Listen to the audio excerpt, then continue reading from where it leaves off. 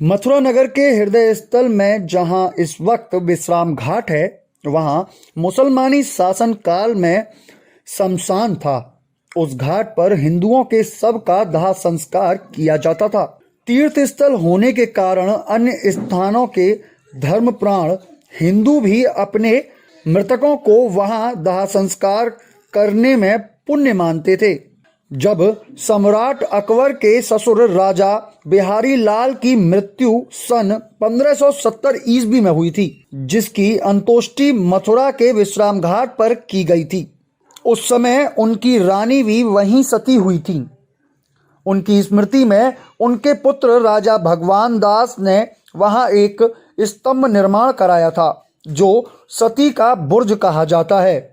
मथुरा की वर्तमान इमारतों में यह सबसे प्राचीन है। यह बुर्ज 55 फीट ऊंचा है और चौमंजिला बना हुआ है। ऐसा कहा जाता है कि पहले यह और भी ऊंचा था, किंतु इसका ऊपरी भाग औरंगजेब के काल में गिरा दिया गया था। कालांतर में टूटे भाग की मरम्मत ईंट चूने से करा दी गई थी। इसके नीचे की मंजिल में जो खिड़कियां, छज्जे तथा महारवे आदि हैं, उन पर बेल, बूट, पुष्पावली और विधि पशु की आकृतियां।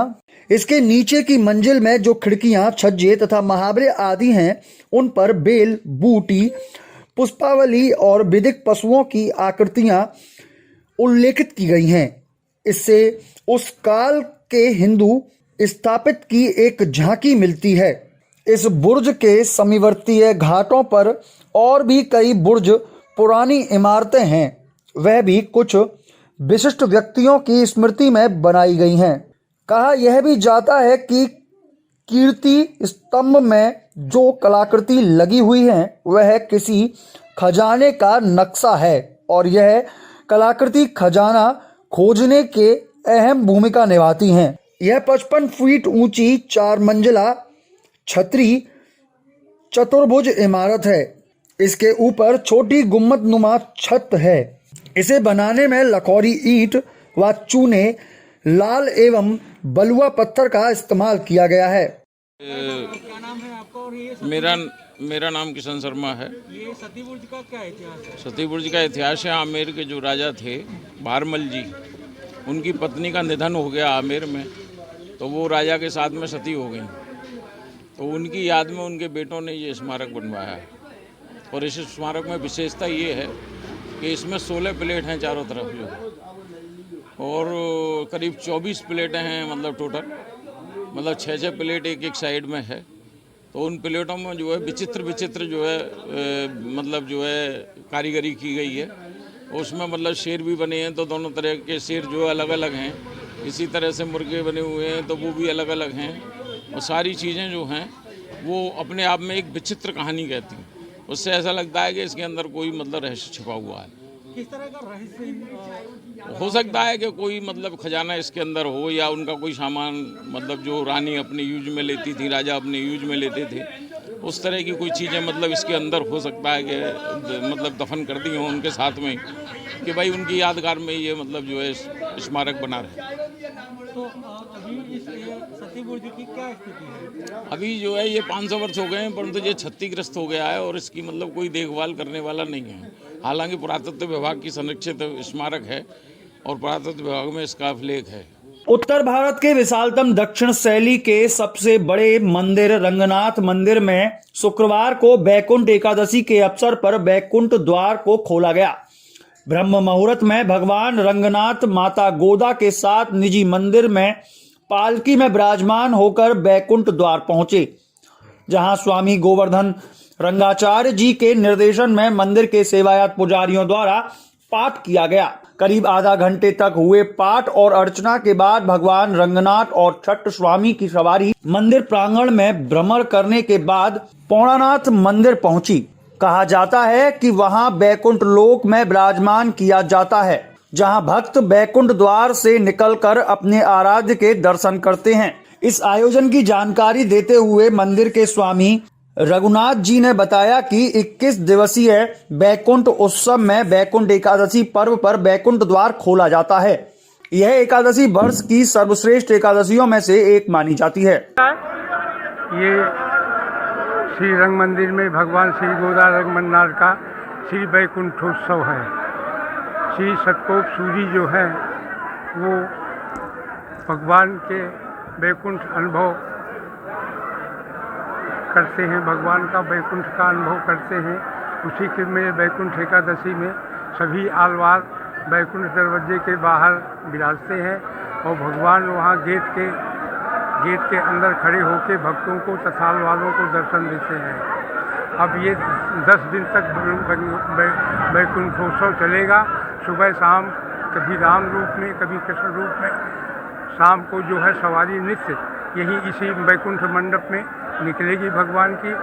और इसके बाद जो है फिर भगवान का विवाह उत्सव आगे मकर संक्रांति तक होगा। अभी इसी के बाद जो है सतकोप स्वामी जी का फिर परमपद उत्सव इसी में दिखाया जाता है। भगवान का पाठ होता है। अब अभी भगवान यहाँ भक्तों को दर्शन देंगे, इसके बाद फिर यहाँ अंदर विराज जाएंगे। फिर इसके बाद भगवान के अभिषेक की तैयारी होगी जो कि करीब 12:30-1 बजे तक चलेगा। फिर भगवान का भोग प्रसाद लगेगा, प्रसाद भक्तों को वितरित किया जाएगा। इसके बाद फिर आगे बहुत आनंद आया जी। जीवन में इससे बड़ा सुख और क्या होगा। जब पहली बार दर्शन किया हमने? हाँ जी, पहली बार। रात आए थे बाइक से और अपना रात यही विश्राम करा और सुबह 4 बजे यहीं पे। देखिए, आज है वैकुंठ एकादशी। मार्गशीर्ष का महीना है, भगवान विष्णु का महीना है और यहाँ गोदम्बा जी ने भगवान को पति रूप में पाने के लिए प्रार्थना करी है। 1 महीने तक ये धनुर्मास चलता है। आज के दिन वैकुंठ एकादशी तो भगवान जो है हमारे जो यहाँ के पूर्वज हैं उनको सबको तारने के लिए आज के दिन सबको अपने साथ स्वर्ग में ले जाते हैं और वैकुंठ उत्सव बड़े धूमधाम से मनाया जाता है। इस दिन साल में एक दिन खुलता है जो वैकुंठ एकादशी वाले दिन खुलता है और हर बार हम वैकुंठ में आने का आनंद महसूस करते हैं और जाने के बाद ऐसा लगता है कि हम नरक में आ गए हैं। ये इस दिन की विशेषता होती है। गोवर्धन के विश्व प्रसिद्ध मुकुट मुखारबिंद मंदिर में गिरिराजी महाराज प्रभु की भोगराज सेवा आदि का ठेका जैकी शर्मा का चल रहा है। गुरुवार को सेवायात पंडा जैकी मुकुट मुखारबिंद मंदिर में गिरिराज जी प्रभु की सेवा कर रहा था। तभी मुकेश शर्मा पुत्र ब्रजेश शर्मा मंदिर की दूध भोग की दुकान पर बैठे थे। दोपहर करीब 11 बजे कस्बे के ही पंडा समाज के धर्मेंद्र उर्फ पप्पू पुत्र चंद्रबाबू मंदिर में दूध भोग की दुकान पर पहुंचे। दुकानदार का आरोप है कि धर्मेंद्र ने मुकेश शर्मा की दुकान के गल्ले से पैसे उठा लिए। मंदिर सेवायात ठेकेदार जैकी ने उसे पैसे उठाते देख लिया। दोनों में जमकर मारपीट हुई। मंदिर में मारपीट को देख दर्शनार्थी श्रद्धालुओं में अफरा तफरी मच गई। कुछ ही देर में धर्मेंद्र के भाई भरत और सुनील भी वहां पहुंच गए। मंदिर में जमकर मारपीट हुई। सेवायत पंडा जैकी के आंख में चोट लगी है। पुलिस द्वारा जैकी को सामुदायिक स्वास्थ्य केंद्र में भर्ती करा दिया गया है और पुलिस मामले की जांच में जुट गई है। क्रिसमस पर्व के नजदीक आते ही जगह जगह सेंटा क्लॉज दिखाई देने लगते हैं। ऐसा ही नजारा झांसी में भी एक युवक सेंटा क्लॉज के भेष में बुलेट गाड़ी से अपनी टीम के साथ झांसी की सड़कों पर घूमता नजर आया। इस युवक को एक स्वयंसेवी संस्था प्रगति रथ के द्वारा सेंटा क्लॉज बनाकर भेजा गया था। सेंटा क्लॉज बने इस युवक को अपने बीच में लोग पाकर खुशी से झूम उठे। सेंटा क्लॉज बना यह युवक झांसी की सड़कों पर घूम घूम कर गरीब बच्चों को टॉफी, गिफ्ट और खिलौने बांट रहा है। वहीं यह युवक गरीबों और असहाय लोगों को ठंड से बचने के लिए कंबल भी बांट रहा है। क्रिसमस वाले दिन सेंटा क्लॉज के रूप में गरीब बच्चे इस युवक को अपने बीच में पाकर खुशी से झूम उठे। आज हम लोग यहाँ प्रगति रथ संस्था की ओर से इकट्ठे हुए हैं। ये जो हाजी पेट्रोल पंप के पास जो आदिवासी बस्ती है वहाँ पर बच्चों को क्रिसमस ईव पर कुछ खिलौने, खाने पीने का सामान और गिफ्ट्स वगैरह देने के लिए, ताकि उनके चेहरे पर भी खुशी आ सके और जो क्रिसमस का संदेश है वो लोगों तक फैले। और कल भी हम लोगों ने कंबल बांटे हैं। और कल चूँकि अब कल क्रिसमस रहेगी तो कल भी एक प्रोग्राम है हमारा, जहां हम एक अपना नॉन फॉर्मल एजुकेशन सेंटर की शुरुआत करने जा रहे हैं। वहां पर भी हम बच्चों को स्वेटर्स, स्टेशनरी और खाने पीने का सामान बांटेंगे। कल से फॉर्मल उस प्रगतिशाला की शुरुआत हो जाएगी। किसी ने सही ही कहा है कि ऊपर वाले ने जितनी सांसें जीवन जीने के लिए दी हैं, व्यक्ति उतना ही जीता है। ऐसा ही मामला कुछ झांसी में देखने को मिला। झांसी के मोठ थाने में तैनात एक महिला कांस्टेबल की जान का दुश्मन उसका खाना ही बन गया। खाना खाते समय मटर का दाना सांस की नली में फंसने से उसकी हालत बिगड़ गई। उपचार के लिए उसे झांसी मेडिकल कॉलेज लाया गया, जहां उसकी मौत हो गई।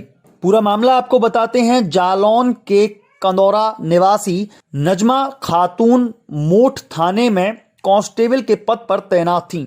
कुछ दिनों से उनको बैंक की ड्यूटी पर लगा दिया गया था। बुधवार को दोपहर 3 बजे वह बैंक में खाना खा रही थीं। इसी बीच अचानक मटर का दाना सांस की नली में फंस गया और उन्हें सांस लेने में दिक्कत होने लगी। आनन फानन में पुलिसकर्मी उसे उपचार के लिए सामुदायिक स्वास्थ्य केंद्र ले गए, जहां से हालत नाजुक होने के बाद चिकित्सकों ने मेडिकल रेफर कर दिया। मेडिकल में उपचार के दौरान उसकी मौत हो गई। अच्छा नली कहते थे। अच्छा नाली जी, आपकी मैसेज पुलिस में थी, कैसे ख़त्म हुई, क्या हुआ? वो ड्यूटी गई हुई थी भैया। ड्यूटी जाने में वहाँ बताया ये कि मतलब जैसी जानकारी हुई हम अस्पताल आए। अस्पताल मालूम पड़ा खाना खाने में उनकी कोई चीज़ गले में फंस गई और सांस रुकने से उनकी मौत हो गई भाई। किस पोस्ट पे थी पुलिस में वो? ये दीवान पोस्ट थी भाई। दीवान पोस्ट। दीवान जी थी। ऑन ड्यूटी ख़त्म हुई है? ऑन ड्यूटी ख़त्म हुई भाई। देखिए, ये दुखद घटना कल की है। कल ड्यूटी पर महिला हेड कांस्टेबल नजमा खातून थी, बैंक ऑफ बड़ौदा पे ड्यूटी कर रही थी। उसके बाद में उन्होंने लंच किया है। लंच के दौरान कोई फूड पार्टिकल, कोई मटर का दाना वगैरह उनकी सांस नली में चला गया, जिससे उनकी हालत गंभीर रूप से बिगड़ गई। उनको तत्काल पुलिस ने CSC पर ले जाएगा, जहाँ से उन्हें रेफ़र कर दिया गया मेडिकल कॉलेज के लिए। वहाँ पर पहुँचे हैं और उनको डॉक्टर ने बताया है काफ़ी गंभीर स्थिति है, यहाँ पर वेंटिलेटर की इनको तत्काल आवश्यकता होगी। दौरान इलाज वहीं पर उनकी जो है मृत्यु हो गई।